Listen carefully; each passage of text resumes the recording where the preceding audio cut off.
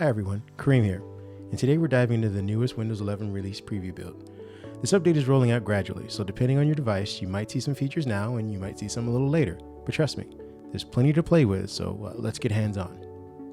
First stop, File Explorer. Microsoft finally fixed something that's bugged me for years, file sizes. File sizes now show the right units, no more everything in KB nonsense. If it's a gig, it says it's a gig. If it's a meg, it says it's a meg. And check this out. Middle-clicking folders in the address bar or home now opens them in new tabs. It feels natural, fast, and honestly, why wasn't this always a thing? They've also cleaned up the weird gray flash when home loads, maybe not for my build, maybe for yours, and thumbnails in the recommended section look sharper. These are small touches, but they make the Explorer feel smoother.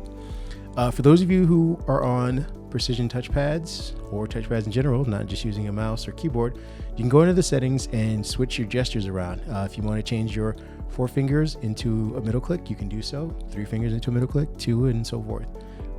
That's the way to get the middle click. I found it out the hard way.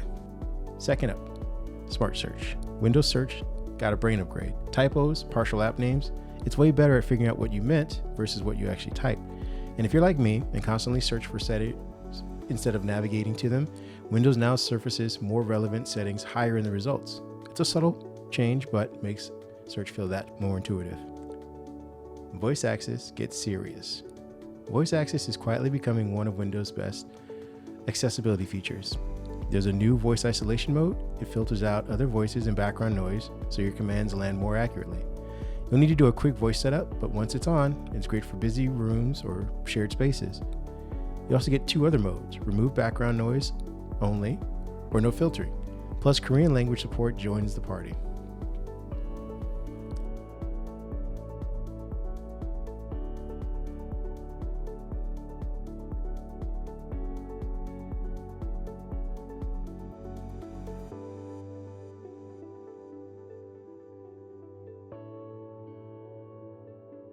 Widgets and lock screen tweaks.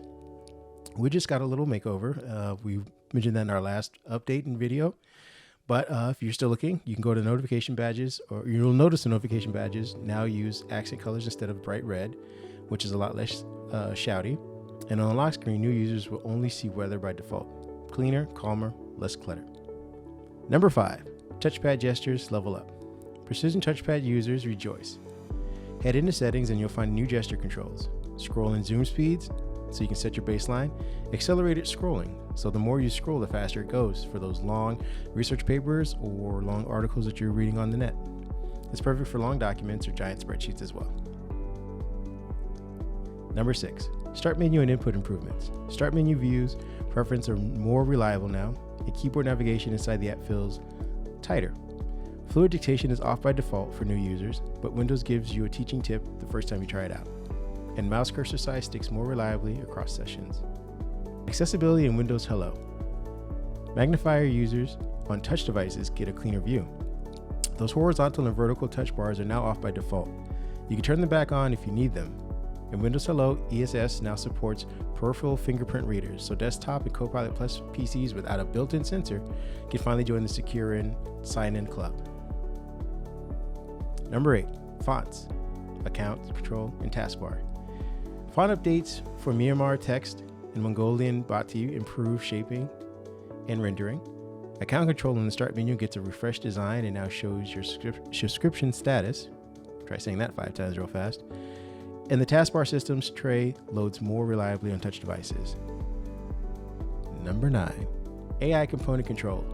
Copilot Plus PC users can now remove the image generation AI component if they don't want it. More control is always good. Setup Power Update sounds. Windows Setup now includes a parental control notice, helpful for family devices. Power settings apply consistently across all power plans now. Update progress calculations are more accurate, and cleanup after update should feel snappier.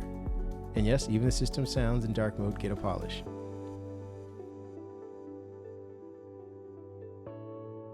Number 11, time zones, network printing, clipboard. Time zone detection is better. DST data is updated for several regions. DHCP renewals are more reliable. IPPS printing is faster, and clipboard reliability has improved in remote desktop and AVD scenarios. Number 12, battery and general reliability. You can once again set the threshold for when Energy Saver kicks in.